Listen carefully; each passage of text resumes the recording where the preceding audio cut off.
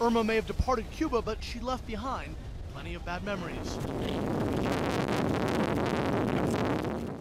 She slammed into Cuba as a monster Category 5 hurricane, the most powerful storm to hit the island in over 80 years. Days later, Cubans are only now just beginning to pick up and dry out. Olga Ruiz Gomez lives across the street from the sea in Havana with her daughter and 2 grandchildren. Irma dumped 2 feet of water in their ground floor apartment. The water broke down the door, she says. It broke the lock, came in, and contaminated the cistern. Irma hit halfway down the island from Havana, blasting the island with 180-mile-an-hour winds. It downed trees and tore off roofs.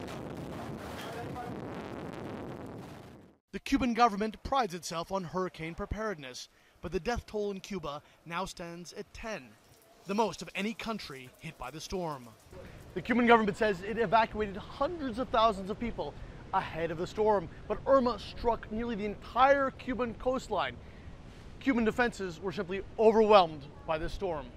Cuban President Raul Castro has called on the country to rebuild, and there are hopeful signs. Cadets clear rubble from the streets, and classic American cars are again shining in the bright Cuban sun.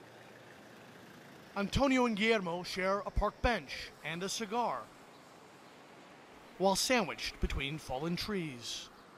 The island of Cuba, he says, the Cuban archipelago, is used to hurricanes. And we have until November. There could be more. So Cubans will keep a close eye on the sea for additional hurricanes as they begin the long walk to recovery. Patrick Ottman, CNN Havana.